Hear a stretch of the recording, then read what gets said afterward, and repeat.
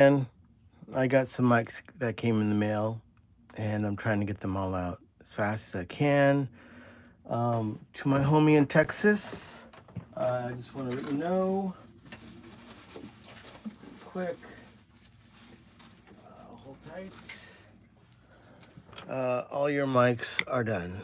Look at those, how beautiful. Finished. Now I have some more MXLs that have come in, and I wanted to, just bring it to your attention. If you're interested in getting into ribbon mics, it's a tricky world, down a slippery slope of what to buy and what to get. This is something that I know if you've seen my previous videos, and actually if you get a chance to look at what I've done, there's actually a really cool video I released this morning on producing. Hold on, my phone just telling me it's gonna die. I need to plug it in. Hold on. Yeah, this is live, man. No editing. Sorry about that. All right, we got power. Yeah, so there's a really cool video I just did this morning on some recording tricks and cool stuff. So I'm not just some tech guy. I'm definitely not a repair shop either. I think people may misunderstand that I do this out of love for helping other producers and engineers achieve good sounds. And that's kind of just my goal, and these microphones, which I'm trying to get people to get them done. My feelings are they always seem to discontinue this and they move on. But these are called MXL R144s. These are brand new from Sweetwater. They cost $99. I don't know if they're on sale. I've seen them on sale sometimes. But yeah, you buy these for 99 bucks. It's a ribbon mic.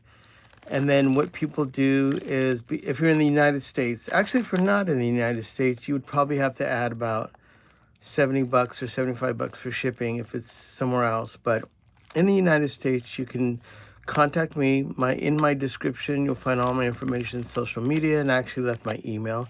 That's a big issue. I actually, somehow in the night when I did my first posting of that, I put the wrong email address. I had an extra I in there.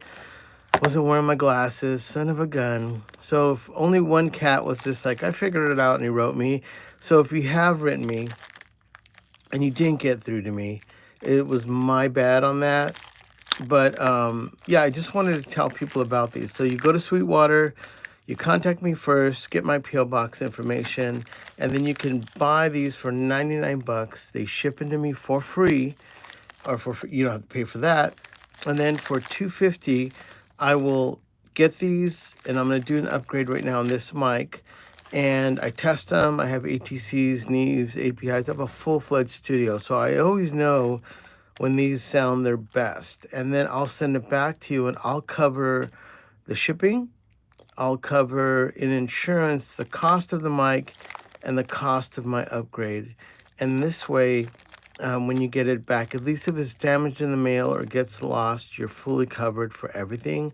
I do recommend you getting 2 of these, because if I can do 2 at the same time, it's just closer and getting these to sound better. Now, I don't believe in my heart that you can get a really matched pair of almost any mic that's a ribbon, because of the it's just the nature of the beast. They're thin pieces of foil cut, but in measuring them and understand both these mics, you can tune them even visually looking at them to get them very close, and that has a huge factor in getting them both done at the same time.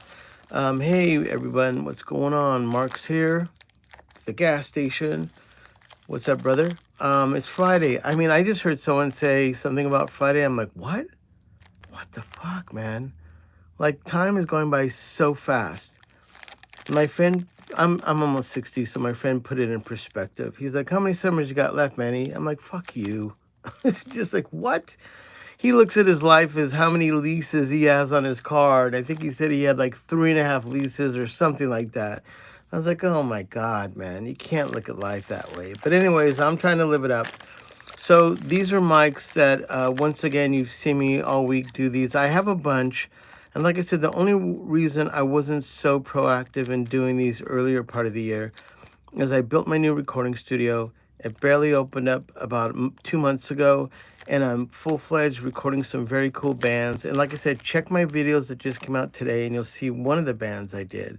Shannon, what's up? Shannon, you're not allowed to buy me a coffee. Just hold tight.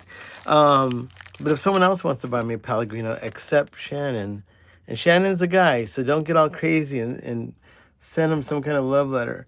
But anyway, so yeah, these so the reason I've been so proactive is when I put out the word that I was doing these microphones, I was definitely swamped with a lot of orders. We're talking maybe 40 microphones. And as I built my studio and obviously building and dust, it was dirty. I couldn't get the area super clean. Like this is like, there's no windows in here. I have to turn off the air. The dust is down to a minimal, and I can work on these and feel comfortable. But prior to that, I had to wait a few months. So everybody was super patient. Only I think one guy, I had to get back his money that he was just, and it wasn't anything against me.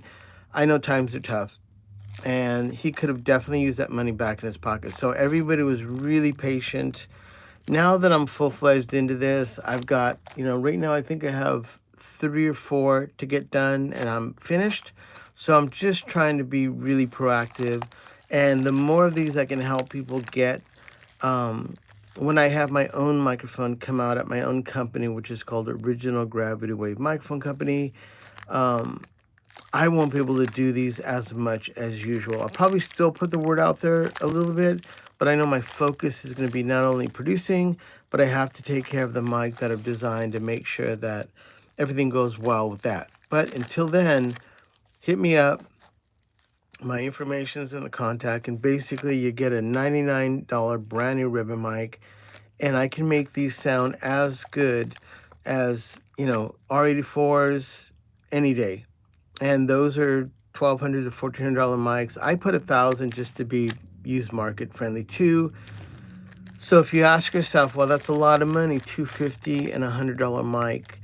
And I always mention this also, there are no ribbons that have high quality. There's no ribbons at a price point of $350 or $400, even $500, unless you get a used buyer 160. And then you're at the mercy of a used 160 and having one of the ribbons be torn or have something fail in it. People always mention about fatheads. Fatheads are awesome mics and they cost about $350, but the ribbons inside the fatheads are just like this. They're Chinese or wherever they're made. They're not, every time I open up a fathead, the ribbons do not look as good as something you would find in AEA, Royer, Kohl's, or Buyers. So those ones are kind of the elite companies. And the only thing they all have in common besides, high quality machine parts, which technically are the same as this. You got a magnet, you have a transformer, and hopefully you have John Lennon in front of it, and that's the difference. The ribbon is, to me, the most important aspect of any mic. It's like why do people make a big deal about, certain capsules that come from certain cats in Germany, or if you get it reskinned, people are really particular about where it gets reskinned at. So when they put the tube capsule mic, they put the capsule back in the microphone, you can say, oh, it's done by blah blah blah blah, and they go, okay, that's cool, that's credible. Well, ribbons are kind of the same way. If you've seen some of my older videos, and actually later on today I have 2 Kohl microphones I have to get done. Kohls are the hardest mics in the world. I used to think Buyer 160s were, but Kohls are the most difficult because the ribbons are so thin. And if I replace the ribbons, I feel more comfortable replacing them with factory spec on the ribbons, because Kohls are very specific to that sound. I think the ribbons have a lot to do with it. You cannot put a Kohl's thickness ribbon in this. It'll probably get destroyed because there's all these things that Kohl's does to their microphones that will prevent some damage from a gust of wind. Or you can still blow them, but that mic is just constructed different to handle any sound pressure and be able to put a thin ribbon inside. Speaking of this microphone, this is a brand new R144. This is going out to, I believe, Texas again. So one thing I want to mention about these. Now, the reason I'm showing you the case here, and when I used to get these a long time ago, they weren't sealed like this. I think they had somewhat of a bag around them, but it wasn't as tight. And I know you can't smell it, but you can smell the chemicals from this foam. I always say formaldehyde. It's not that. Whatever it is, it's very strong. In the older, since I've been doing these for like 3 to 4 years, I used to take these out, and the ribbons inside were kind of corroded, almost like a sunburn, like the chemicals had risen up, and even the backside of the chrome was slightly dulled. Yeah, it's almost like it had a sunburn when I took it out.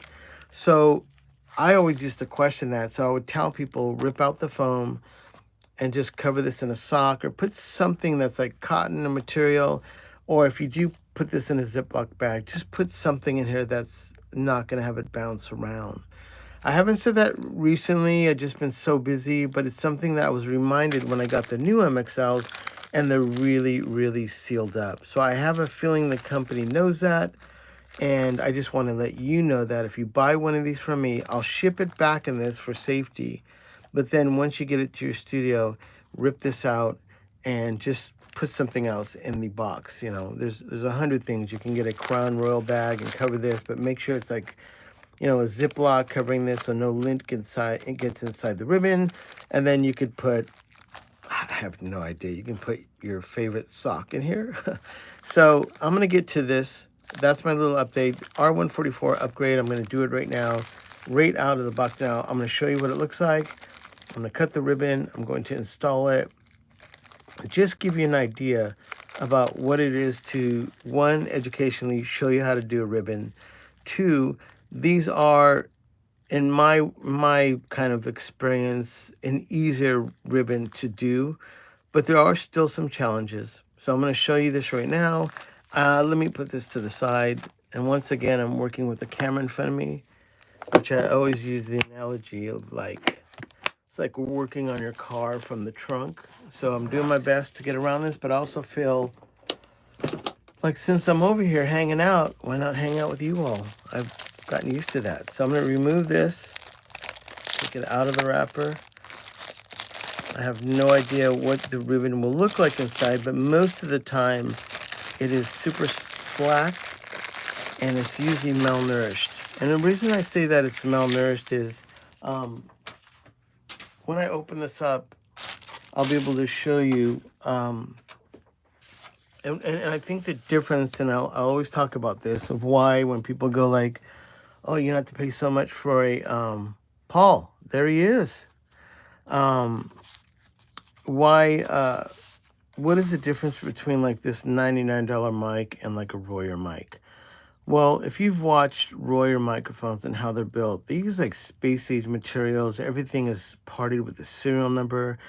There's a high tolerance and a rejection number that they'll get if something's not within a certain tolerance of like whatever they're doing. The screws, the bolts, everything is gone through, and they make them in small batches of 50. So if they happen to get a batch of mics and there's something in the transducer, something in the grill, something is wrong, they have a control group of only a certain amount of mics. That's how much they care about it. And then the ribbons that they put inside these, I'm cutting them, and you'll see me put this inside. Royer not only cuts them, but they weigh them. So they have a little scale, and they lay the ribbon there. If it's too much, they will cut a little bit off. So it's down to a science with them, and that's the factor that people miss out about when they buy a cheaper ribbon, or they get a fat head and they're like, oh, this is cool because it's a Lundell transformer. Yeah, it's an awesome, loud, bad sounding mic. And then someone will be like, hey, fuck you, Manny, I do drums with this and it's awesome. Well, I didn't say that you can't get killer drum sounds with it, because most ribbons, that's why we like them, because they have a really old school sound. But if you were to put a new ribbon in that, I think you'll be slightly amazed at how much more mids and highs and detail you'll get in a drum set, especially if you're going to slam it or compress it. So this is it, what it looks like without its you know, and that's what I was telling you about the difference too. If this was done in Germany, this would have been made out of brass, probably a solid piece of brass. It would have been milled out. And this in itself, when you put that over there, which is over the transformer, because it'd be made out of brass, it'd probably be a quiet microphone. And even though they have this to kind of probably keep the any radio waves out of it, the German mics, and of course more money that you'll be spending for two mics, that's something that they all do. Which ribbon mic companies, this is made in China. You know, if you watch my videos, you know I will mention the fact of like the, you know, what people say about things that are made in China. And sadly, now nothing like this can be made in the United States unless it was incredibly expensive. So MXL is not going to have a company in Southern California make this microphone because it'll cost, these mics will cost probably, you know, $1,000 a piece. Same mic. And the reason is because I'm making my own ribbon mic and I'm trying to get it all done in Southern California. All the obstacles of some of the designs, I haven't compromised my design. That's one. But my design is going to be slightly different than a ribbon mic like this. So some of the challenges I have aren't necessarily in the CC machined or the grill department. And like I said, okay, so once again, you just saw me open this. I'm going to talk about the ribbon inside this. But this grill can't get made in the U.S. unless you have and take a second mortgage out on your house. We have some metal work doing, and the guy that's doing our work is super honest. He says, you know, this is super challenging to part it and make the dies for this and everything. All the way this is made, soldered, chromed, grilled, soldered inside, you cannot get this. So the fact that the Chinese have already been tooled up for this, you can get a mic at a cheaper price. That's more money in your pocket. Let's do the best of what we can for the situation. So yeah, that's pretty much the difference between, you know, that. So, but Royers, you know, they get all their stuff machined probably locally. I think AEA prides himself, at least some of the stuff is sourced out from here in California. I don't know about, they have a lot more electronics in their microphones, and they make preamps and compressors. I don't know anything about where those are done. They could still be done in Southern California. But AEA definitely, because of their large, diverse now from microphones, a lot of them are, an interesting one is the N22, which everybody likes, has a PC board that comes up to here. And the magnets are embedded in the PC board. And everything is just kind of like into the board, and the board is connected to two wires of charge. So they get it almost already put together, lay the ribbon in, and it's done. That is a different type of engineering.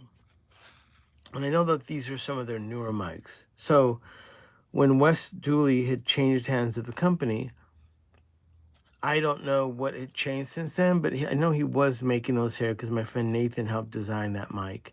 And I'm assuming that it's still being done here. But like I said, it's a different design. Maybe that's what you have to do now to stay competitive. It makes it cheaper and less chance of things going wrong.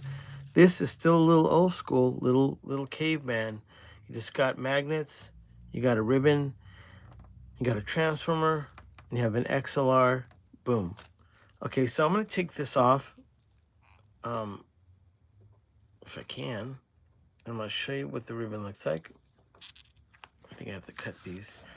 And that's why when I talk about fatheads, what this ribbon looks like inside, or Golden Age, or whatever you get that's somewhat a Chinese made microphone, they all must come from the same place because it always looks the same.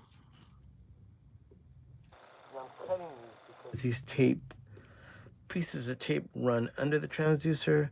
I don't necessarily need to replace it, and I'm going to put tape back on it. That doesn't necessarily mean that I have to remove the transducer to do a clean cut on this. I'm just literally just going to be replacing the tape. All right, remove that.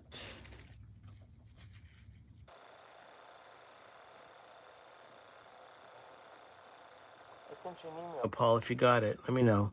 Paul's the one that made me realize that I had put the wrong email in. So for the past week or so, people have probably been writing me and they're like, Manny's an asshole. He never wrote me back. Well, when I wrote that email, it was like 6 in the morning or the middle of the night. I didn't have my glasses on and I added an extra I to my email. Son of a bitch. I did put my social media in there. So if you really did want to get a hold of me, it's there. And I apologize if you did write me and I didn't get back to you. I didn't get your email. I don't even know if you wrote me. But if you did, thank you. And then hopefully you will follow up with my correction and send me a message. But Paul, thanks for mentioning that to me, because I did go back and change at least the emails within some of my postings here that I saw. Yeah, what's up? Common Time Productions. There you go. Okay, so now I just opened this up. I took it out of the, the wrapper. This is the way the mic comes. I don't know if you can tell. It's just hanging in there like a hammock. It's not even in the transducer.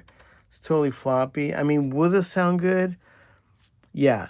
If you slam this with drums and it's probably standing up, you have a better chance of the ribbon hanging within the magnets. But down as an overhead for drums, it's actually falling out of the transducer. If you can see my finger right there. Yeah, so when you buy these, they're completely lax. Now, that isn't necessarily the fault. Well, MXL did make this, but I have a theory of why this happens. When you see me cut this ribbon, and I will say, this looks like a high-quality ribbon. It looks pretty good. Let me just see right now. Hold on. Yeah, I think it's good. So they're using better ribbon now. Their older ribbon used to almost look like it had corrosion. It'd be like shiny and then dull. And I think that may be from the chemicals from the plastic boxes that came in, my theory. But one of the other things I think is when they install these ribbon, if you notice when AEA or Royer does their microphones, and you'll see me, once you corrugate it, you have to stretch out the ribbon. When you lay it in, then the first gust of wind that hits it and the ribbon expands like an accordion, it goes back to its original shape because you've already stretched it out. If they put these in here without stretching them and they're doing them fast, that looks like a good corrugation. But when they lay it in there and it looks pretty good, when it travels, this thing stretches out and it can't go back to its original shape because there's not enough tension when they set this mic in. So that's kind of my theory. Let's see what he's saying here. Common Time Productions. Overheads are exactly what I want to use. 2 that we ordered from your, looking forward to them. Yes, you are going to get them. That is a fact.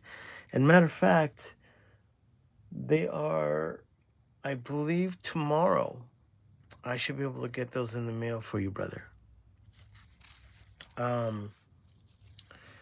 So that is one of the biggest issues with this.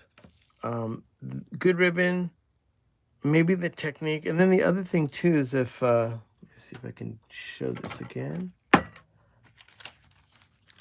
did it one time and it looked pretty good, you can see. Okay, I don't know if you can see behind it. Actually, that looks pretty good. Sadly, this one isn't too malnourished. Usually there's a really thin ribbon in there, which, like I said, the only inconsistency with these is the gap. And for whatever reason, from like 4.9 millimeters to 5 millimeters, 515, 520, 523, 525, to even 5.5 millimeters, I found the gap in these. That's inconsistency. I don't know if it's, I don't think it's any type of like,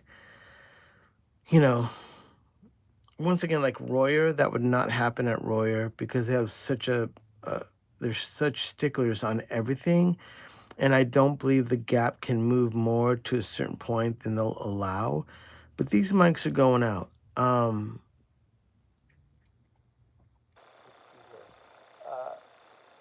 that being said, I think the inconsistency is either in the magnets being thicker than you can't really plan when they come in. I'm not sure where they get them from or how you would ensure that. Then a buddy of mine mentioned maybe the glue is doing it. And then also when these are CNC machined or if they're done by hand, that little difference in the tolerance has a lot to do with the gap. So I'm going to measure this gap and then that'll tell me what it is. Sadly, that does look like a good ribbon. It's completely wiped out. It's distorted in the middle. So I would never retension this and then give it to someone, because once again, the corrugation really does matter. And I don't want someone to get this mic and put it on the guitar cabinet and have it instantly be shredded because I didn't do my normal, making sure this mic is tensioned, corrugated. So I'm going to put this in here and then I'm going to measure the transducer. We have to change that ribbon, sadly, but it looks like a really cut ribbon. So that's the thing. It sucks. Like if someone would have tensioned this, big difference. A big difference.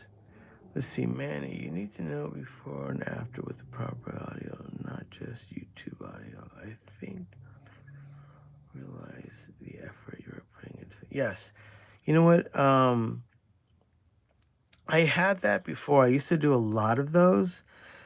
The only reason I haven't done that as much, and maybe the next video I'll show you a little bit before and after. I've just been really slammed.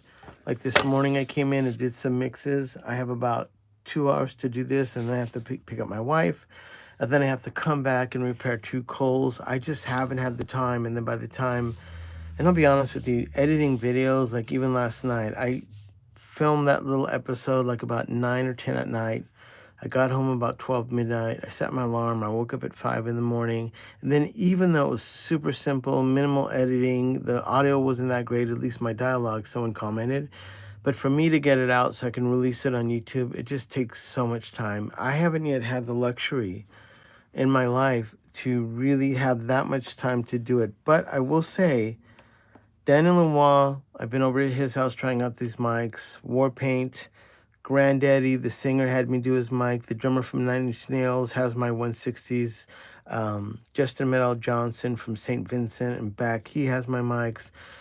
Gus from Roger Waters' band has my mics. Aaron Espinosa from Ship Studios has like 10 of them. So, so there's a lot of people that I'm just gonna, when I speak with you about this, every mic I test them to make sure they're really good. And yeah, Paul, thank you. You know what? The only reason I'm doing it because my mornings have been slightly opened up, and also because in my early part of this, I mentioned that I had such a backlog when I had closed my last studio that I don't want that ever to happen again. I want people to feel like, if I'm making a mic for you, I've got to get it done and turned around. Like a guy literally lives in LA, sent it to me. I came in this morning, his mic's done. He's picking up tonight. So I'm trying to move through these really fast. Not fast in the sense of quality, but I'm just trying to move. And also because I think this is interesting. I wish when I was learning how to do this, I could turn on YouTube and watch someone do this. No one showed me how to do this. And the only thing I could do with my life is eventually I met all the guys who are some of the best ribbon makers and mic repair guys in the country. And because I was working exclusively only with Bayer 160s, 130s, 500s, and that's that people don't usually work on Bayers. They're incredibly difficult. I ended up, building up some camaraderie with some people, and I was able to, kind of say, hey, like when I'm doing this mic, da-da-da-da. And then I actually found out some stuff that even of a few days ago, I text some of these guys that are the best in the country, and I say, hey, man, check this out. When you get to this, why don't you do this? So, yeah, I'm learning a lot. But if I would have seen this 2 years ago, maybe that would have, expedited my knowing more about microphones. So there was someone yesterday that was talking about after they had saw my videos, they went out and ordered a kit on how to do ribbons. So God bless you, dude. I'm giving you some holy water. Good luck. It's fucking difficult, but you have to love it. And I love this. The fact that I'm doing this live, which I could fail, but most likely not, I'm going to just do this. So screw it. Okay, so there's the ribbon. Like I said, sadly, I would never retighten, even though I could just tighten this up and it would be fine. What I don't know is that 100% aluminum? Was that corrugated part properly? Was it properly stretched out? I don't know those things. So I'm just going to have to say, fuck it, let's do it. Let's see, what material do you exactly recommend for making your own ribbons? You have to get high-grade aluminum, just 100%. They have them on, you can buy them right now on eBay. It's really, really expensive for 2 little sheets. If you're experimenting and you've never done this before, I do not recommend you buy the thinnest ribbons. I actually used to just get Reynolds wrap, and I used to get gum wrappers, and you soak them in alcohol, remove the backing from the gun wrappers, and then practice corrugating. That's what I would recommend you do. Save your money for not buying the high-grade aluminum until you're really, really comfortable with, hold on, that little ribbon got in there. I don't want that in there. High-grade aluminum for practicing. It costs a lot of money, man. I bought a $100 sheet of the thinnest ribbon in the world, which is, for ribbons, is 0.6, which are in Kohl's. Even though I'm very meticulous in putting the ribbon down, making sure nothing happened, I laid the sheet down on this table, and as I lifted up to move it so I can cut it, a gust of wind went under the ribbon, and as it made a wave, it just disintegrated half of it, like right in front of my face. I don't want that to happen to you. I was crushed because I just lost like $50 worth of ribbon material. Lesson learned. The next time I do that, I am going to be really, really careful. And I definitely won't be talking to anyone, especially live, doing that, because that'll be a nightmare. So I just put 1 screw in there. Let me do the next one. And we're going to measure the gap after. And yeah, you know what? I usually don't do this much live content. I used to do it every now and then, and it would say like 7 people watched it. And not that I have to do this so people can watch it. I don't know why recently I've done this, and sometimes it's about 1,000. It's gone up to about 1,200 people that watch this. Then I release a video, and maybe a few thousand see it, and then maybe not. So I don't really know, and I can't dedicate my life to just trying to make something happen in social media. I only use it to make people aware of this service.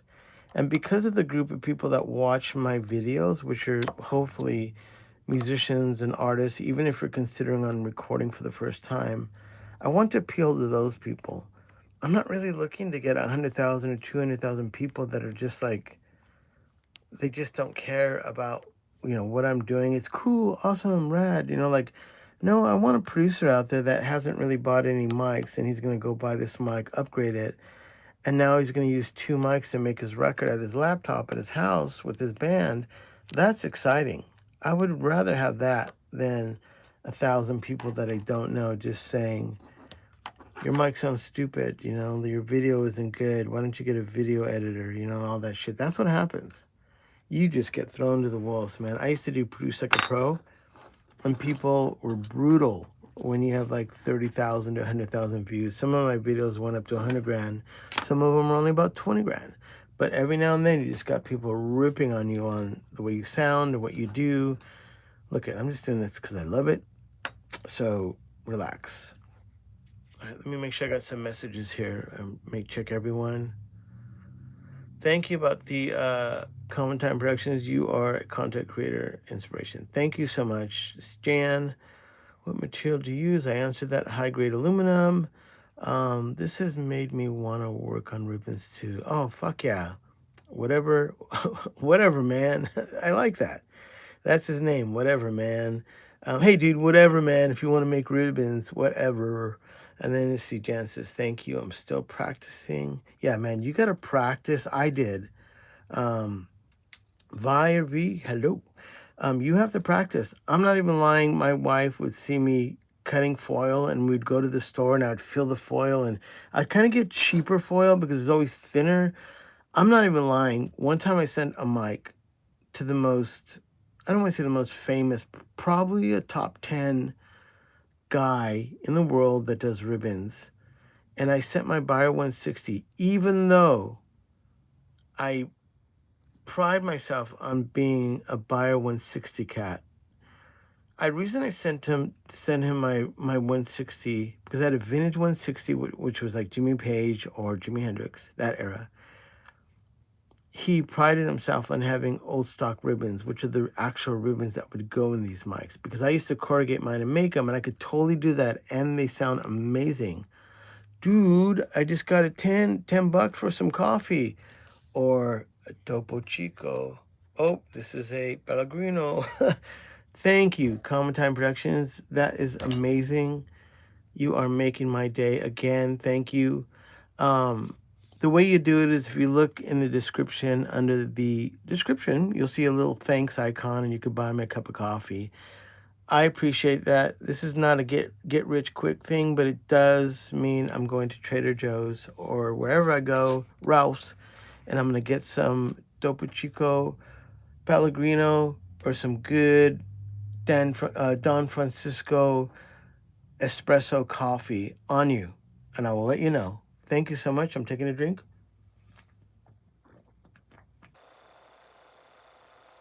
All right. We're going to try to wrap this up quick. I know people have been really kind and have stuck with me through a lot of these. And once again, this is just for me. If I'm going to have my own ribbon mic company, you know, what am I thinking if I'm just going to get too lazy to do a bunch of ribbon mics? You're out of your mind. That's what you do. That's what your job is going to be. Let me just kind of get this out of there. All right. So I have no issues with spending my day hanging out with you all, working on a ribbon mic because that's what I like to do. And even though I produce, and that really is my first love, I will say, don't let my wife know, this may be my second love. So, shh, don't say anything, all right? Well, check that out. That's the ribbon that came in, which is really good. I'm always a question on, I mean, this feels pretty good. I used to get this and would stretch it, and it was like plastic. And like I said, I used to get some that were corroded, which means whatever the metal is inside, the chemicals in either shipping, smog, or even just air, if there's some iron in it or whatever, it would rust. So there it is. Let's see, Paul mentioned something. It makes you happy, super important. Yeah, you know what? I am happy. I'm totally happy in my life right now. And this is something that if you get one of these mics from me, or if you have me do your mics, it's something I'm very, like, have a lot of pride in. Like, I'm not fucking around.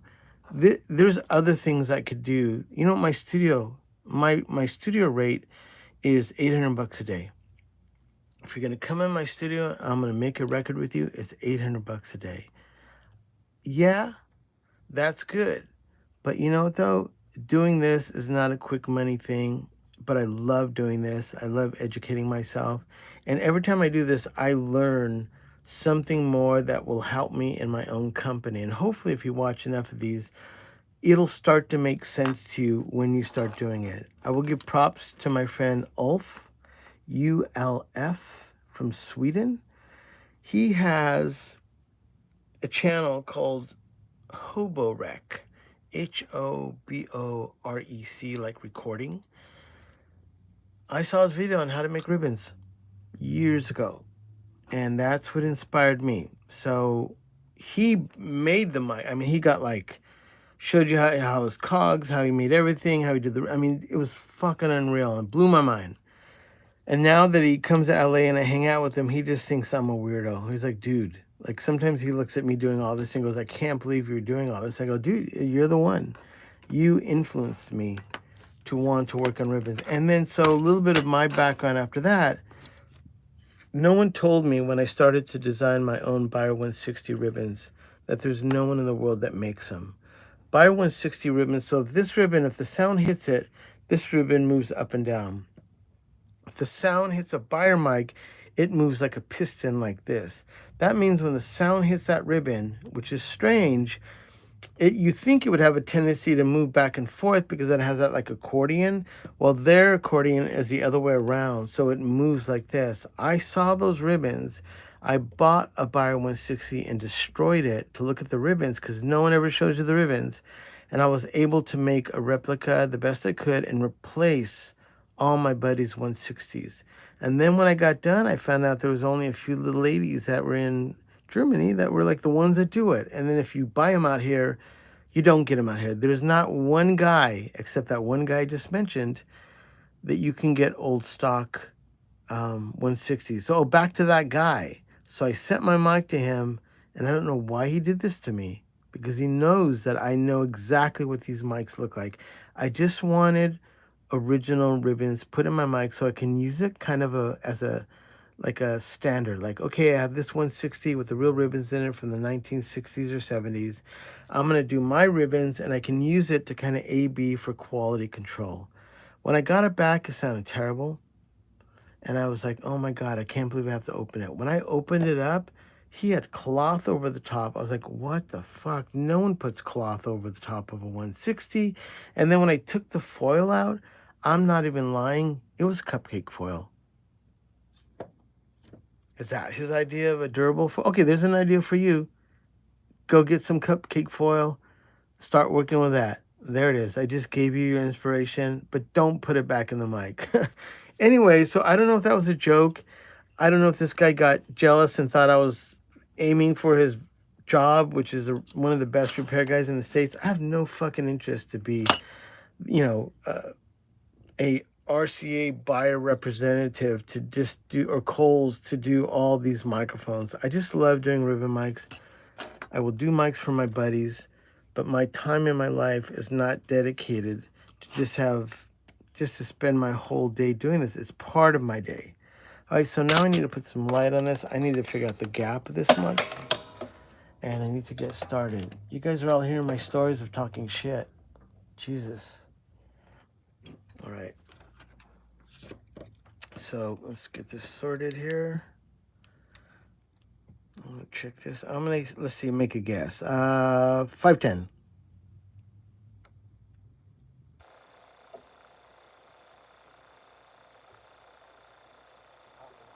Millimeters. Son of a bitch. I'm off again. Okay, one more time. Let's do a best of.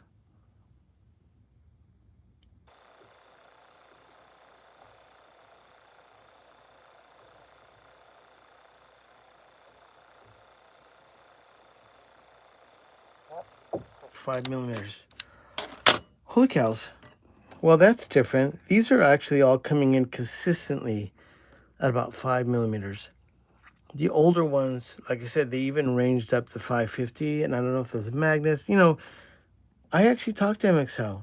I had a Zoom with all them. I expressed to them, I think they have one of the greatest mics I've done. If they can, and I mean, I kindly mentioned that if they can just get the ribbons in order, this could be a great mic.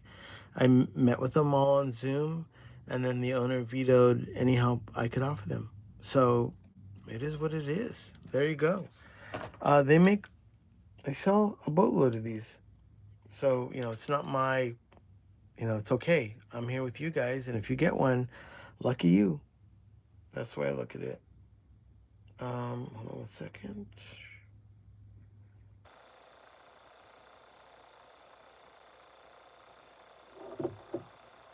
Need here. So I need to get my ribbon cut. So I have more sheets. I got maybe 2, maybe 3 more ribbons I'll be able to get out of this sheet. So I made them out of a 10-inch sheet. I think these are 5-inch. I'm pretty positive these are 5 inches. And I expressed why you would like, if you're making a ribbon, this is 2 inches, you can't cut your ribbon to 2 inches. because by the time you get it all crimpled in the accordion, it's going to be like 1.5 inches or small. You need room to be able to hang over. These ones that I make are a little bit long, and even though it's really expensive to waste this, the reason I have to have that length is when I lay the ribbon inside here, that little bit that you always see me have hang off there is because I always, for whatever reason, I like to start on this side. Once I stabilize this side as being straight and in the middle, and then I work on this one. Sometimes doing this side, I can damage the ribbon. If that's the case, that slack that I have there, because of my corrugation, it usually holds up pretty well. I could bring it over and get a little bit more room and length to not have to cut a new ribbon. So it's strictly just for manageability. But the thing is, though, you have to know this ribbon material is really difficult to work on. If I'm doing a Buyer 160, which is about a 1-inch gap, you have to make a shorter ribbon for 1 inch because it's super thin. If I cut a long strip here, like the thickness of a Buyer, it'll just roll up like a pig's tail and you cannot unravel it. So the longer it is and the thinner it is, the more tendency the foil wants to roll up. So you have to just learn the different microphones, learn how to pick them. With a ribbon this fat, I definitely can cut a longer strip and not worry about it as much. Let me make sure I got some questions here. All right, let's see. The weekends. With magnet dimensions varying, can the magnets be removed and sent? They can, but on their end of building it, like for instance, if let's say it was me and I say, hey, I want all these to be 5.5 millimeters. I actually probably figure out a way to grind these out to get that exact gap. That's a lot of work for me to do it. They honestly sound still killer between 5 and 550. I'm not going to really worry about it. But in my own mic that I'm making, whatever my gap is going to be, I'm going to want that to be all the time. So like if I had 10 Royer mics, I can measure one, I can cut all the ribbons. Let's say I measure one Royer and I have 10 Royers back here. I can measure one Royer, cut 10 ribbons, and as I bring in each mic and re-ribbon them, that ribbon will fit. If I have 10 MXLs and I measure this one and I cut 10 ribbons, I'm going to have a problem because they're going to be malnourished. If I get a 530, a 550, a 510, I cannot put a small ribbon in there. A lot of times you get these and the ribbons would be like a 4.0, like a 4 millimeter ribbon. And that keeps the installer not have to worry about the variable, because I've never seen one of these that much under 5 millimeters. But if you're just putting it in really quick, and if you have a 4, and it works, sounds good, that's how you can get away with putting a smaller ribbon in there. But I get about 2 or 3 more dBs by putting in a bigger ribbon in there. Holy smokes, one more drink. Hold on now. Thank you for your questions.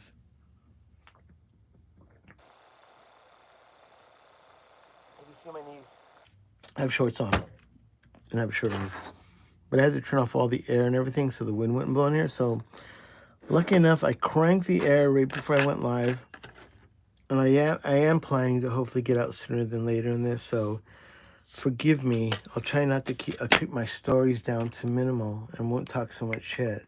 And I'll try not to drop any more F-bombs because, I don't know why, because I already made these videos not for kids, so that's important to me. I don't want some kid tuning in and going, that guy has the worst mouth ever.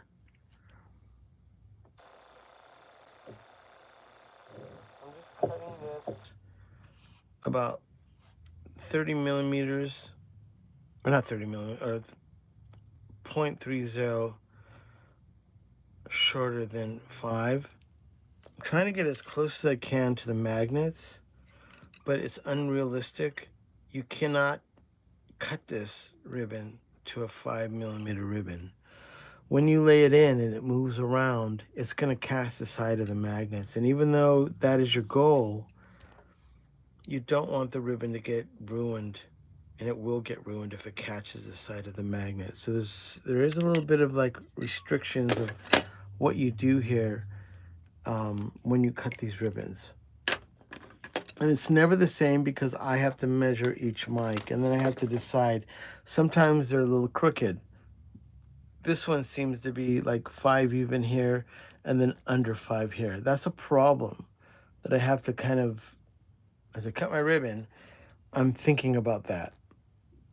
And also, one thing I always do before I work on these is clean it. I'm going to put some new tape down there, and it's good to have it be a clean surface. I can see little debris in the magnets because as this is from factory, holy smokes, Dan just hooked me up a $9 spot. No, $10, $9.99, you son of a gun. Dan, in your picture, it looks like you're smiling. Thank you so much. I appreciate that, guys. You really do make my day. And I am like not a trust fund kid. I'm a guy that's dedicated his whole life to making music and art since 1996. That's when I started really entrepreneuring. I used to drive around Southern California, and they used to call me the pedal guy. I used to get the rarest pedals, and actually all the full tone effects that you see, Mike Fuller was my bud. We used to both be in a local paper called The Recycler. And I would go buy all these rare pedals, and I had all the rarest pedals. I used to have Tycho Brahes, Univibes, Clyde McCoys. Mike didn't. Mike Fuller from Full Tone. And once again, thank you again, Dan. That's really sweet of you to send me $9.99, which is $10, and I'll take it. I got a penny to make that an even 10. So yeah, I used to drive around Southern California buying all these pedals. So Mike Fuller I don't even know how we actually got connected. He used to work at, I think it was, not Guitars R Us, whatever. He worked at a guitar shop in Hollywood. He met me. I told him I had a Tycho Brahe, which is at the time, one of the rarest guitar pedals. Even back then, they were about $1,000, and that's a lot back about 1994, 95. Because Jeff Beck, even back then, we knew that Jeff Beck and Steve Ray Vaughan used to use those. So Mike asked me, I don't know him. He says, hey, if you bring over your Tycho Brahe, I'll make you 2 copies of it if you can let me have it. No one would ever leave their expensive Tycho Brahe. But I was a local guy, and I was playing, and I didn't give a fuck, and I was excited. I said, sure. So then Mike Fuller was one of the first guys to copy a Tycho Brahe, and that became his Octafuzz. And then a few months later, Mike's thinking about making a Univibe. Mike buys my Univibe. We open up he says it's the best sounding Univibe he ever heard. He gets my Univibe and opens it up, trying to figure it out, and he figured it out. There's a light bulb and 4 sensors. My Univibe had a tilted light, and the light kind of like as the light flashes, the sensors do the wobble, and mine was crooked. So he made every one of his Univibes that way from my Univibe. So he bought my Univibe, copied my Univibe, copied my Tycho Brahe. So then Mike's going to make a Clyde McCoy wah-wah. Guess what? Manny's got the Clyde McCoy wah-wah that Mike wants. Mike buys my Clyde McCoy, makes his wah-wah. And my claim to fame, I made no money from this. Mike did buy my dad's 1967 Shelby Mustang. And when he passed away, my mom needed to have someone do that so she could take care of his medical bills. Mike Fuller used to have a sign in his garage that said, Shelby, park here. Mike didn't have a Shelby. I remember that. I called up Mike. I didn't have nothing to do with the deal or the money. Mike came to my mom's house. He bought the car straight up cash for my mom. It helped her out. And that's a little bit of history right there. I don't know what you can do with that information, but don't use it against me, please. Holy cows. Okay, so I'm cleaning that. I'm talking and cleaning it and cleaning it. Someone stopped me. Someone say, Manny, I think you've cleaned that mic enough. It's time to get to fucking business. Okay, so now we're going to cut this bad boy. But yeah, that's my little Mike Fuller story. Let's see here. Make sure I can answer some questions. Yeah. Once again, Dan, I keep on seeing that $9.99. Jesus, dude. I'm buying a 6-pack of Topo Chico maybe with that. It's 12 bucks. I think I got it. Okay, let's see here.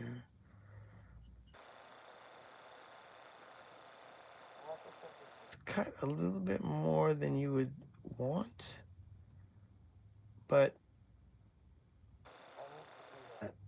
for having that little bit of wiggle room.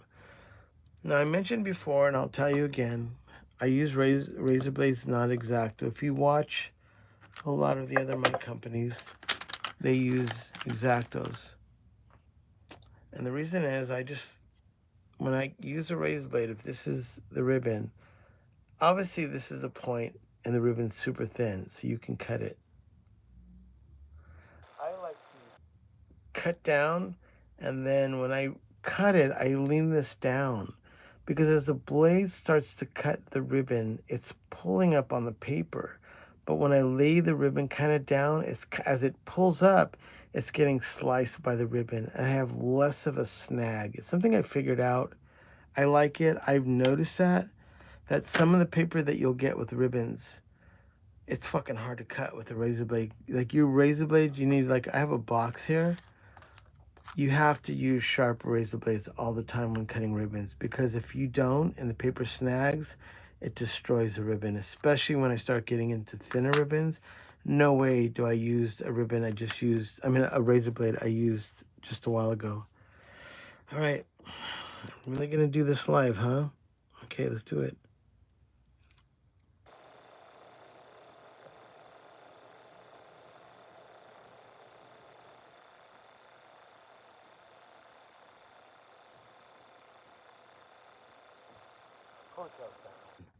Okay, there you go. Whew. Even for me, every time I cut that, I'm like, don't fucking tear. All right, so now I have to tear it. Okay, I'm just ripping it, and I'm putting my nice piece back into the parking lot of ribbons. Thanks, Shannon, for the kind words. My stories are told to you all. I don't know anyone else that would want to hear them. Okay, so I'm cutting off the end because I do need to.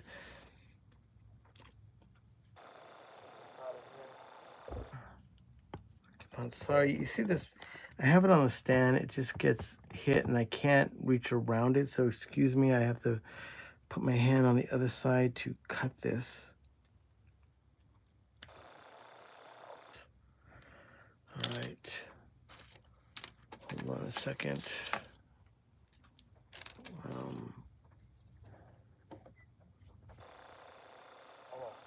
Manny.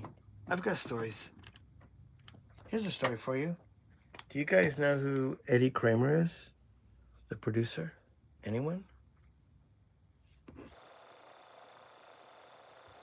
All right. Does anybody know who Eddie Kramer is? Jimi Hendrix? Led Zeppelin?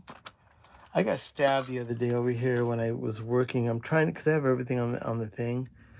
Well, when I was 21 years old, Eddie Kramer signed me to a exclusive contract with my band. He thought I was going to be the next Jimi Hendrix, like a Latino Jimi Hendrix. Can you believe that shit? I can play guitar like a motherfucker. So, Eddie Kramer had saw my band play. We're all Chicano dudes from East LA and San Gabriel Valley. He flips out, loves my band, and I used to play crazier. Like now I play real like original sounding, and I don't do a lot of the traditional stuff that would make you, maybe, even though I love Eddie Van Halen, and in some videos you see me do, like I did that cover of Van Halen's One Foot Out the Door, which is super sick. But Eddie believed that my talent and my band was something he really believed in. So he signed my band to a year contract, and he tried to get my band signed. At the time, my band was like 2 years before Stone Temple Pilots. And so we were that edgy kind of, we're a combination of like Cheap Trick, U2, rock and roll, but still had a little bit of like pre-Alice in Chains, but still heavy. because that's why I play guitar. Well, after a year, our contract wore out, but a few producers were kind of waiting in the shadows, which a guy named Garth Richardson, who did Rage Against the Machine, and Stan Katayama, I think he worked with Pink Floyd, they took us into Sound City after my contract ran out with Eddie, and they recorded my first demos of my band. So that was the first time I had really gotten it. Even though, no, Rick Parker was another producer that used to take my band in all the time. Rick Parker was awesome. And like I said, I wish I could go back in time. When you were in those days, everything was on tape. The microphones. I mean, I wish I could go back in time and find out what Garth did at Sound City with Stan Katayama. I have the tapes still. I need to bake them and then see them. But anyways, yeah, Eddie Kramer was definitely a huge influence for us. And at the time, it was only because he did Kiss. Even though people are like, dude, he did Led Zeppelin, Hendrix. My whole band and I were so way stoked that he had done Kiss, and that's why we liked Eddie Kramer. Now, in retrospect, yeah, I wish I could have asked him some questions about Jimmy Page and Hendrix, but I was more like, dude, Ace really? And he would just tell us these stories about Ace and stuff. So, yeah, that's my little Eddie Kramer story. And then years later, I had done my first record, my first Distortionfelix record, which was my first band. And Eddie lived like Pumpkin Drive or somewhere in like upstate New York. He lived there. And I sent him a CD. And then after about maybe a month, I called him. I said, Eddie, hey, did you get that CD I sent you? This fucking sucks. Play some real rock and roll. And he hung up on me. That was the last time I talked to Eddie Kramer. I saw him at NAMM. And I don't think he remembers me. Because I went, Eddie, it's Manny. Manny, good to see you. By the way, my new pedal's coming out, and it's up on the third floor. And he like went on a rant about like some pedals he was doing. And I was like, oh, fuck. And I saw him the next year. Eddie, it's Manny. Oh, come to the third level. We're having a thing and da-da-da-da, and we're going to have some pedals. And I was just like, okay, well, I don't know. I don't know what to say about Eddie Kramer's mental thing. But I tell you this much. At the time we worked with him, he was already considered almost deaf. So I can't even imagine now, after all these years, about how loud he must have to listen to stuff. Because even back then, we'd gone in with a few studios with him, and he was just cranking that shit. He did a band, I think they were called Power Trio from Hell. And the studio owner had told me that the police had come a bunch of times because he had the guitars and everything so loud. But, you know, hey, I play loud shit, too. So maybe Eddie's just doing what I do now. I don't know. Okie dokie. Let's try to get this done, man. I got literally... I'm trying to give myself like a 20-minute window from now to get this wrapped up. I would like to have that happen. I can't believe it's Friday. Okay, so I'm going to corrugate this ribbon with you all. And I'm going to stretch out the ribbon and then install the ribbon. So let me move this light up so I don't hit it. Let me move this light up so I don't hit it. Oh, it's gonna fall. Hold on. Hui. I'm holding this ribbon. Hold on a second. Son of a bitch. I have a light above that is just not cooperating. I have two actually. I've got one that's kind of like one of those science lights that a circle with like a fluorescent in it, and then I have another light that kind of comes in from the side. Because sometimes when I'm putting in screws, I can't see what's happening, especially when I'm filming. All right, so let's see this. And also check out that video I did this morning on cool ear candy shit with the band I'm working with. Came out so good. Let me know if you guys had a chance to check that out. A second here. I'm more worried about checking this out. I don't want it to fucking fail.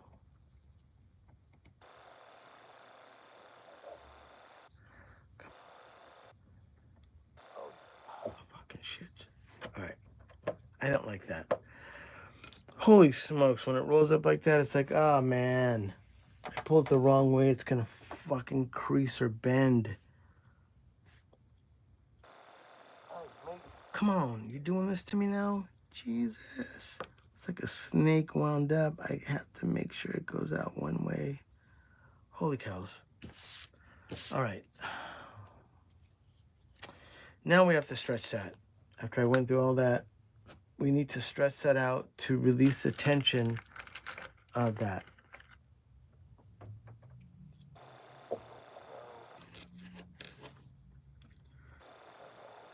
We got you. No, I don't. We got you. Okay? The clothespin.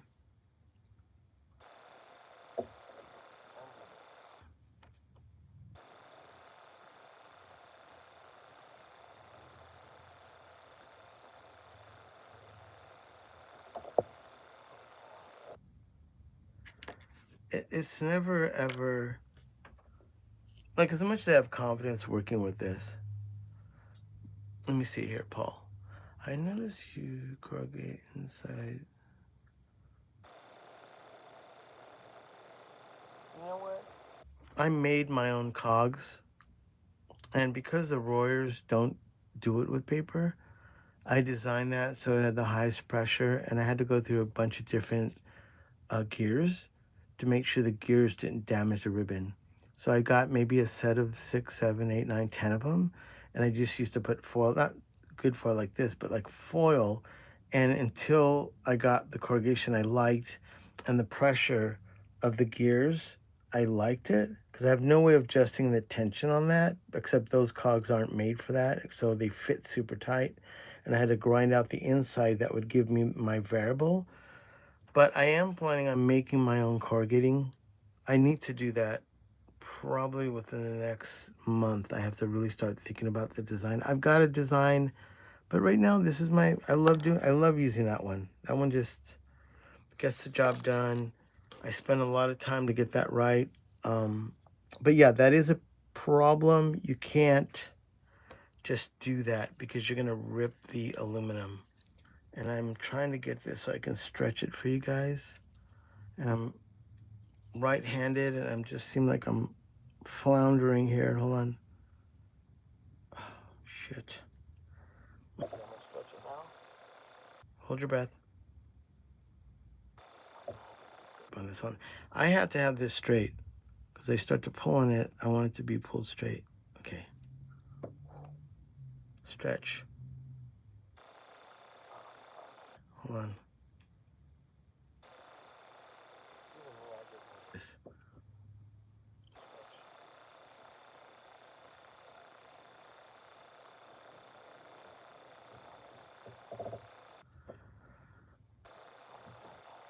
That's still nerve-wracking. Okay. So that's stretched out. At least I know when I put it into the microphone, I'm still kind of tweaking it as I do it, but that's enough for me to do it because I know that it's now longer than it was pre-accordioned. Okay, Paul, good eye. You're the only one that's ever noticed that I don't use paper. That has a lot to do with how I made those gears in there and how I chose those gears so that I could do that. Because that's how Royer does it. Royer doesn't corrugate with paper, but every other company does. You cannot not corrugate with paper for coals. You cannot not do that for RCAs. But I can get away with it because I've spent about 3 years to get that down. And that's why I can do that. And I think that's why my ribbons sound really good. That honestly is the only way I think ribbons sound good is corrugating without paper. But unless you build your own little, you know, corrugator and you're really familiar with the foil and the cut and what the results are going to be, you can't do it unless you can get all those factors in order. The gears, the tension, the length of the teeth, everything matters on that. And I just happen to just be tripping on that. And I spent most of my early part designing ribbons as opposed to building the mic. So then once I got the ribbon right, I didn't realize that every ribbon I put in, most ribbons, improves the sound by 2 to 3 to 5 dBs, and the mid-range and high-end and the low-end gets tight. It's incredible. But that has 100% to do with not only do I have the tools here, but my ribbon is a really good match for a decent ribbon mic, and these are decent ribbon mics. They're not like cloudy, they're not dark, they just give me what I need. Okay, we need to get a good Q-tip now. Where's my Q-tip box? All right, guys, we're trying to wrap this up quick, man. We've already been at 70 minutes. Oh my God, dude, what? Oh, shoot, and then I have to get a drink, sorry.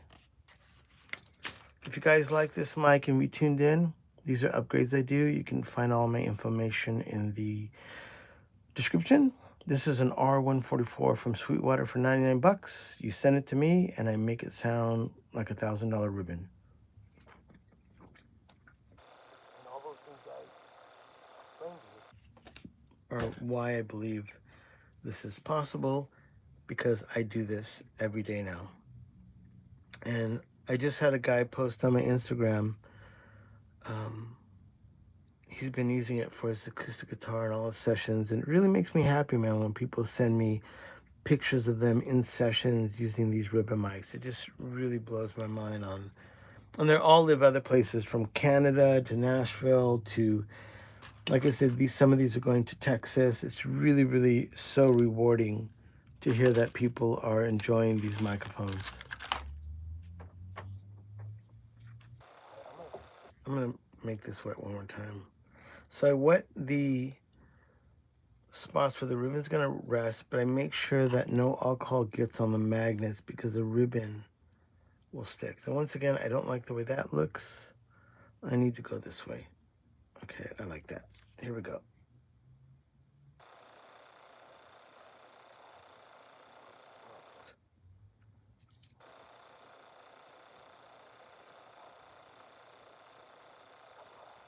Come on. Oh, shit. Holy cows. All right. Stage 1, done. Oh my God. I know. It really is nerve-wracking. And I'm talking. Oh, that's not right. Son of a bitch.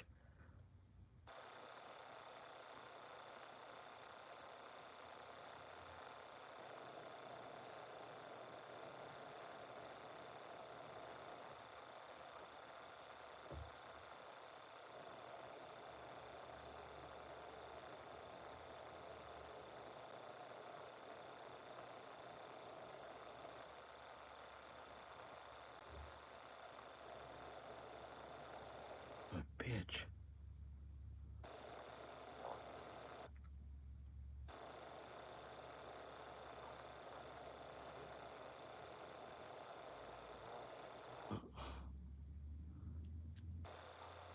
Remember I told you that I thought it was crooked? Well, this is proof. It's a little bit shorter than my cut. Because I put it so close, it should be right, but it's catching right here. This side of the ribbon, the gap was smaller than this side. And when I cut this to a close dimension, which should fit here, which it does, this side not being shorter is catching it. Son of a bitch. There's no way around this, really. I can try to flip this. I may have to cut another one. This ribbon I can salvage, I believe. We'll see.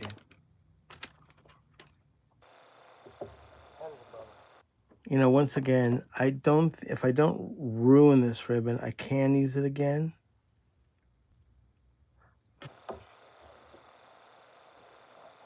This is gonna work.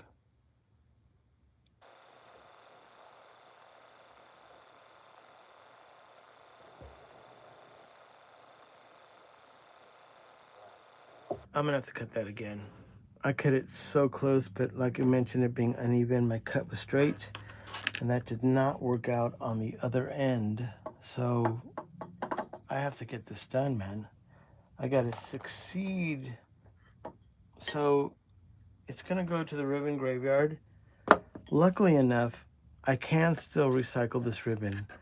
I just have to replace it into the paper, and like that one, I could use it again. So it's not all over, and since I know it's cut close to 5 millimeters, that's a mental note I'll have to, if I get a mic that's 5 millimeters again, I'll just re-measure it, and then I'll put it in paper just like this one. And then I got maybe one more cut out of it. Okay. Everyone.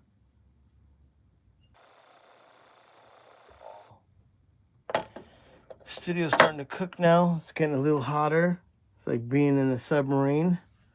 I don't think I'd want to be one of those dudes in a submarine. My neighbor ended up working out of, was it Fiji? Like, it's one of those things where, like, when you're on a submarine, you have to, like, 6 months at a time or 8 months, and you're never going to come up for air because it's, like, top secret shit. He was doing that for a long time, a few years. And I think you gotta have a certain amount of, like, craziness. Nick is asking a question. I think it's Nick. I like to use 2.5 because I'm trying to make it durable like a Royer. And because I'm giving these mics and telling people they can use them for guitars and drums, I'm really trying to make the microphone be more useful.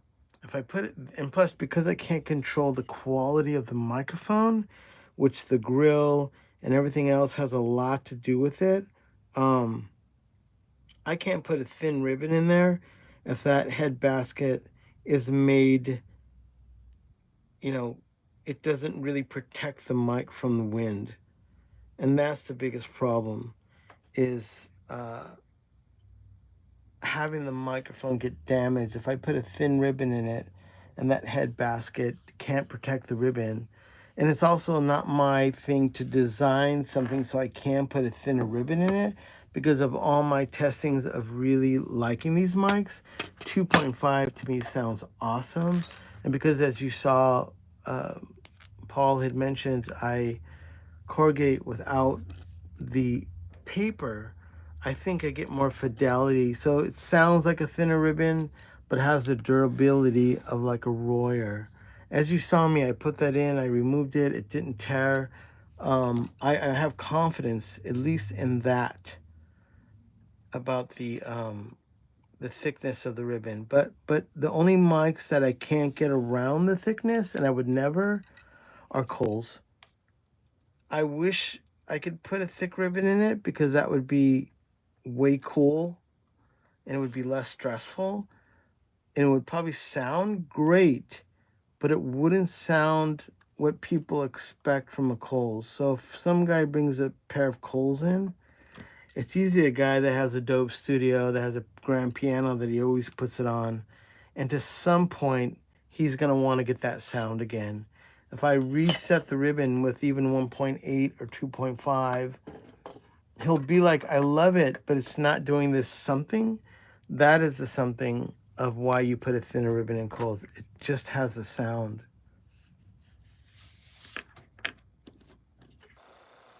Yeah, stand them upright, man. They will definitely sag. They've got nothing better to do except stretch out.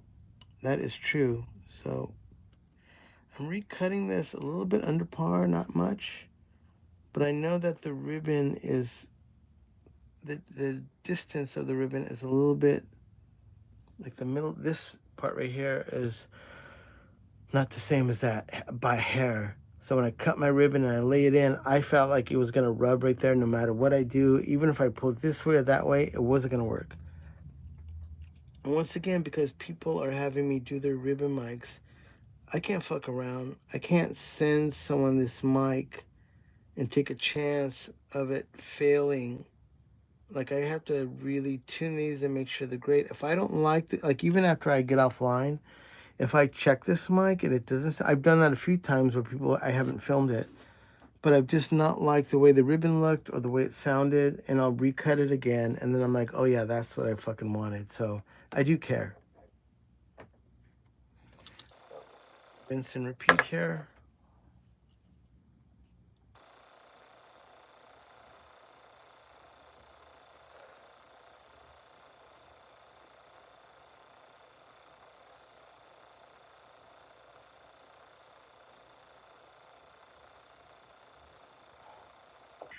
Schnizzle, my schnizzle. All right, here we go.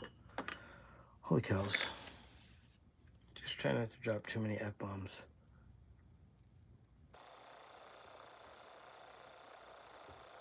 Over there. I've got to cut this. Put this back in par. Hello, Mr. Corrugator. You are coming back into business again. I know you thought you were going to be done for the day. I still got some more coals to do. Those aren't the ones I use for the coals. I have ones that are like, they're kind of flat. The coals are just a fucking nightmare to do. Oh shit, I need a razor blade. Hold on. When I get them done, I'm like, fuck yeah. It's like a guy that's like a kung fu expert, and you're like, yeah, man, I just beat up Bruce Lee. You're like, oh yeah, dude, you're good. Hold tight, hold that thought.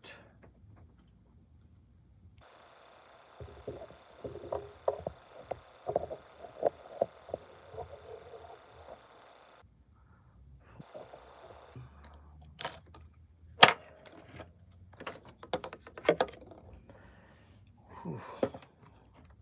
Hold tight, hold tight. Just trying not to rip this ribbon again. I have to take it out of the paper. But I don't really have any more stories that would be that cool to see. I found a pair of MXL 990s, which I didn't realize they were ever made. Have you ever used them? For $50.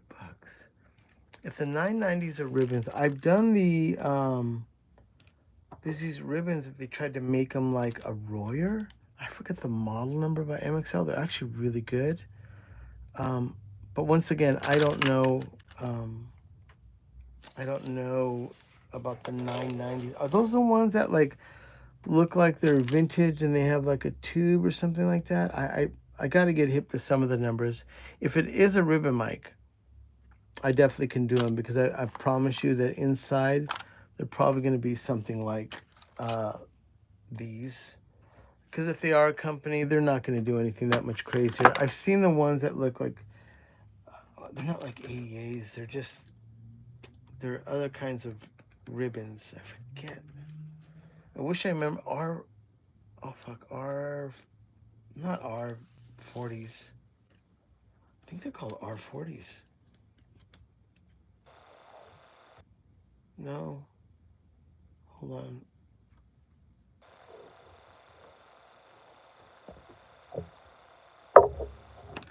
You know, when I do these live things, man, all my tools and everything are scattered. Usually when I'm doing this, it's kind of like the Three Stooges, spread out, and I don't have to worry about keeping everything like right around me.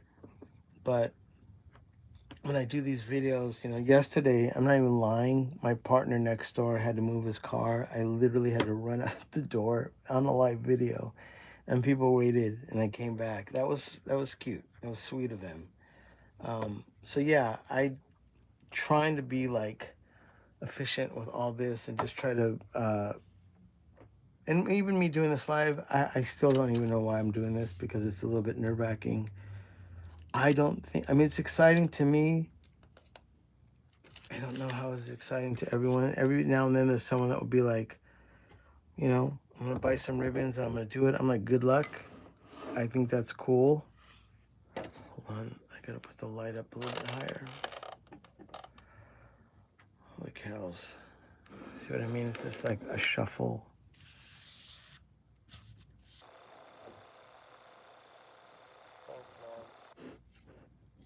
Jay, for checking in. Well, go in there. Son of a bitch. Ah, fucking crap. I don't like that. It's going around the backside. Oh my god.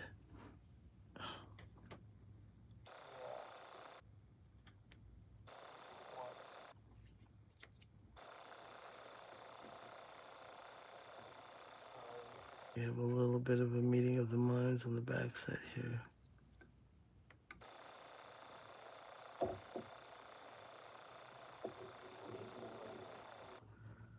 Oh man, come on.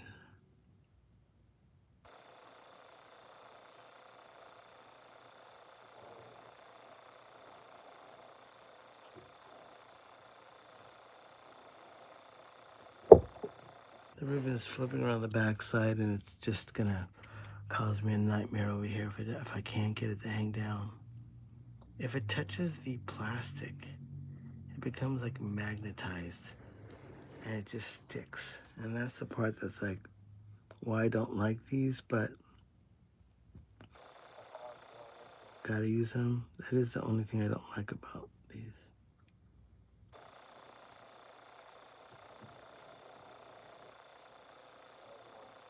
Stay there so I can pull this through and everyone's happy. Oh fuck, come on. Whew. All right.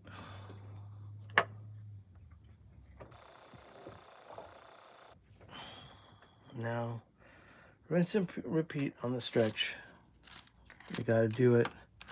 Mandatory.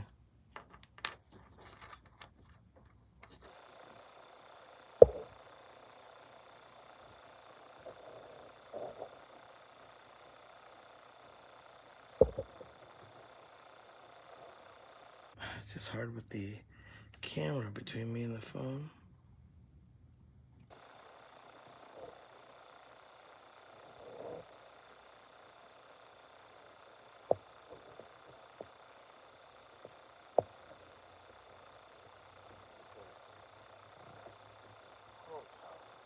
All right. Let's try it again. If this fails, it's not going to be a failure as far as me getting this done. But for us in our live stream, I really want to get this done just to show you guys what's done. I mean, I know I've done a bunch of these, and every time you see me, if you're going to do ribbon mics, there is a point where I wouldn't consider it a failure, but you just have to be prepared. A lot of times I get it one done. Like I did a Kohl's the other day where it was like one shot and I got it done. I was like, oh, fuck. But I had 7 ribbons waiting in the back in case that didn't go through. This is the same way. I would say the most I ever do on these are 2, but this is the day that I don't want it to be 3. Hold on. Hold that thought.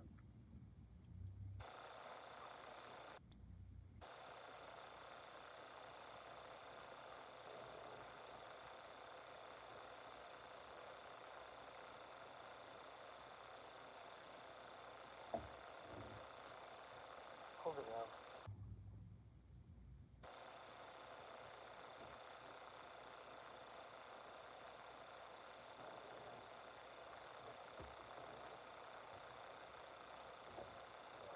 When it gets fucking serious.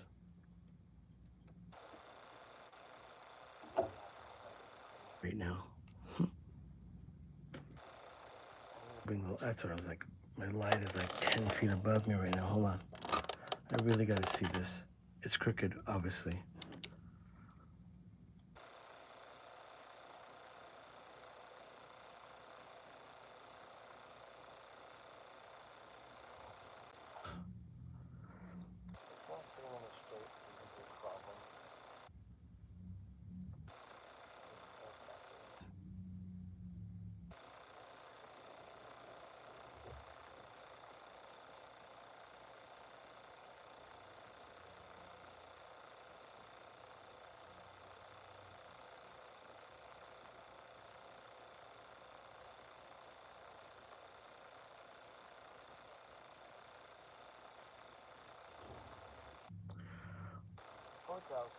There it is. That looks straight. Maybe not on the bottom, but I can't move it yet. I'm gonna move it. Fuck it. Son of a bitch.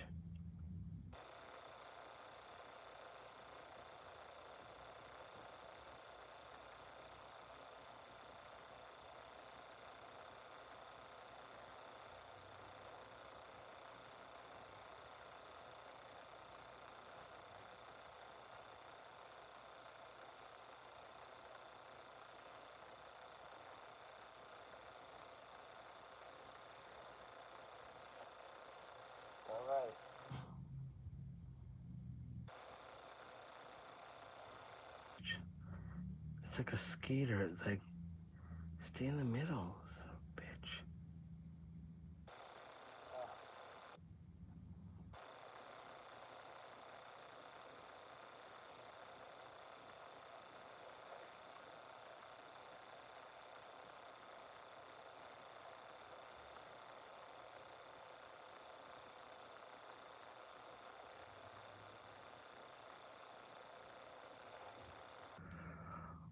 Whew, I need to let that dry for a second.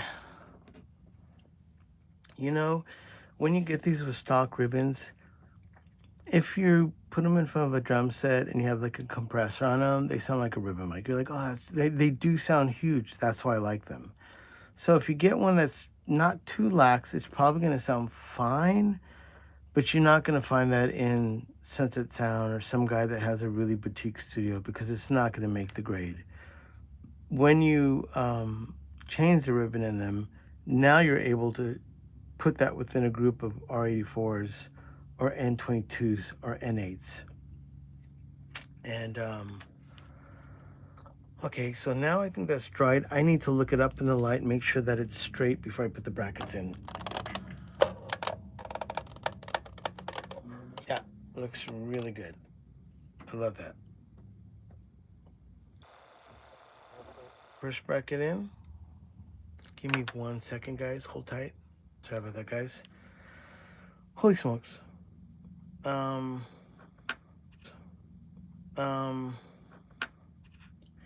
So let me put this in.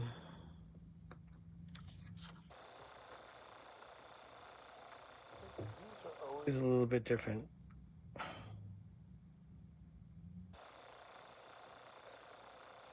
hoping that I don't. I have to hold it down to put this ribbon in it. I mean, this clamp. In doing that too, you kind of fuck up the chances of, shit, messing up the ribbon again. I just don't know. Fuck.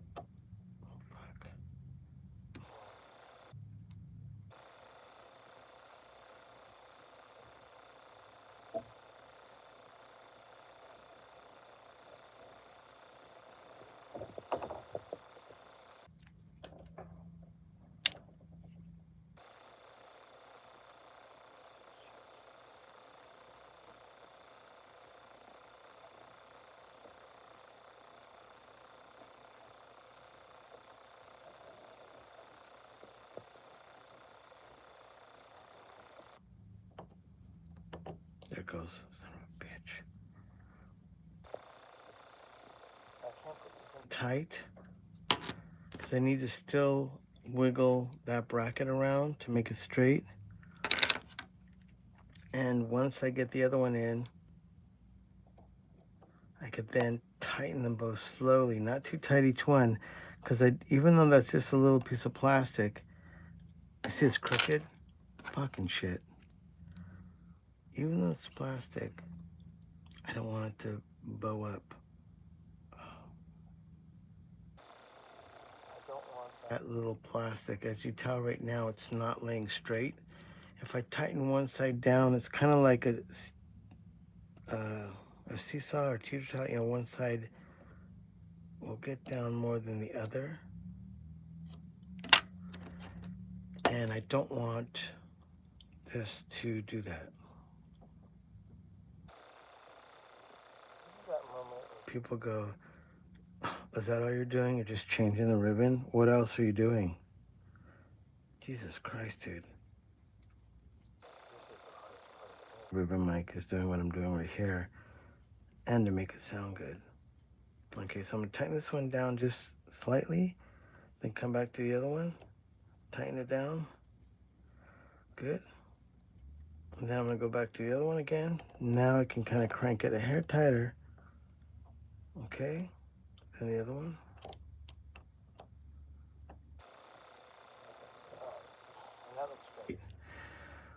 Holy cows. Okay, now we're gonna be, gotta do this one now. Same thing, except this one's brass. Oh shit, so you have one that's plastic and one that's brass. This one is positive, this one is negative.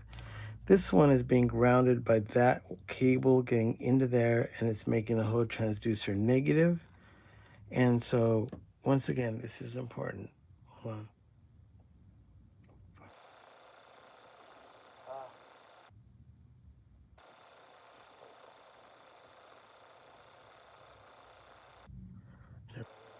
Oh man, I don't like the way it's feeling in my fingers. It's like moving around.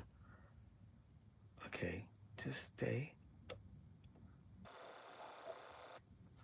course, I didn't grab the screw right.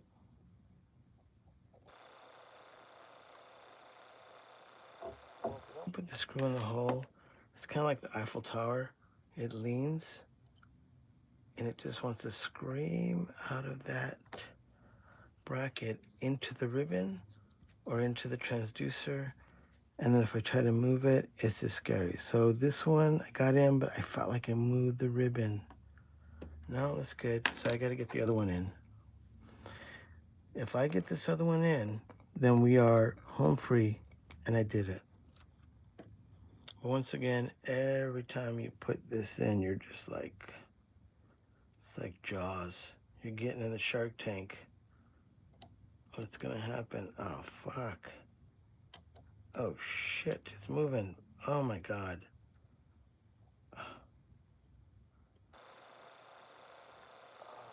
Oh, a bitch. What are you doing, bracket? Oh, my God. Well, that just got crooked.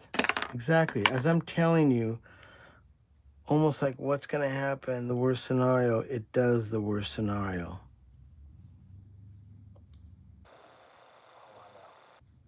I got to get the screw out without it flying into the mic. That fucking bracket, man. It was weird. When I put that bracket in, I knew there was something, it felt off.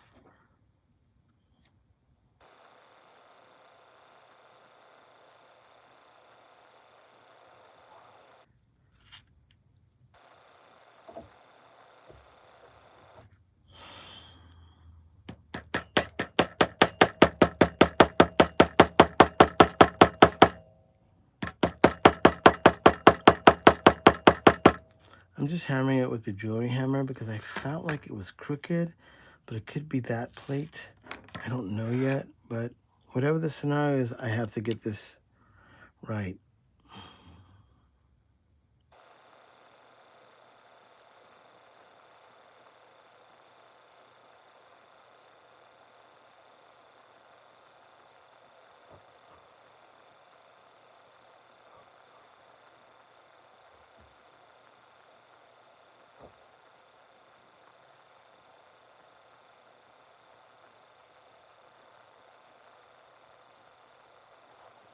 Right?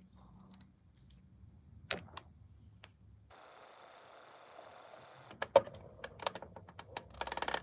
right, looks good. Straight, rinse and repeat.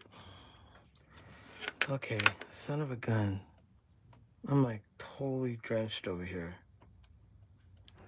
Okay, I'm gonna get my, it's so weird, like if I'm off on how my hands feel, I screwed up.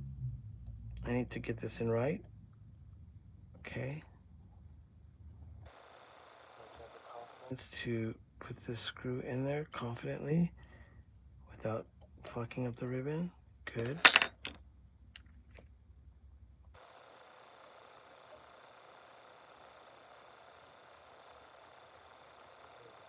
On farther than I did last time because that was also the other issue. I didn't put it totally tight, but that's good enough. Son of a bitch. Sorry about my cussing. I'm trying to replace it with holy cows and my schnizzle, my nizzle, or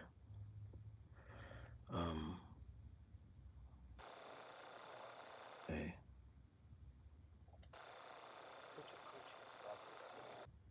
Hoochie poochie. Fucking shit. And then I followed up with that. Hold on. Quiet. Quiet on the set.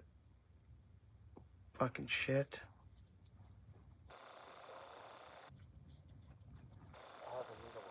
I'm sorry if there's a lady in the presence of my bad language. I apologize in advance. This is not really, I was going to say this is not really the way I talk, but this is the way I talk. But I don't mean it in any disrespect or point it to anyone. I'm basically cussing at myself. Like, what the fuck, dude? Really? And I talk to the ribbon. You're really going to do that to me today? Okay, so now that I've done that, this is where I got it. This is the part that gets scary.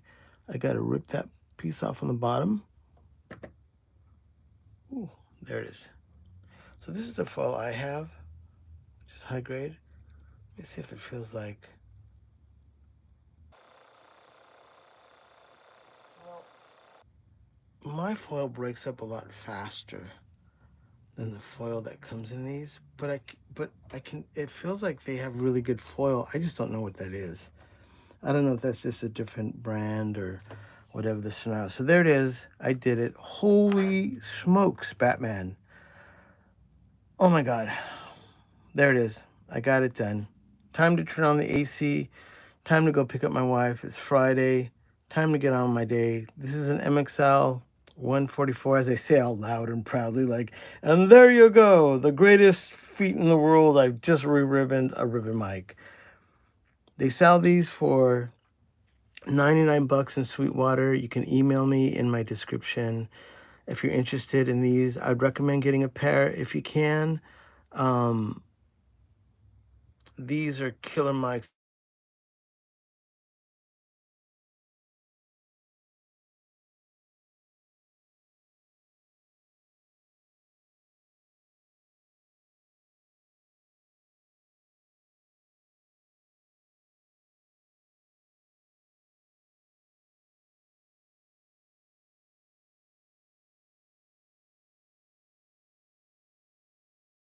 Online, and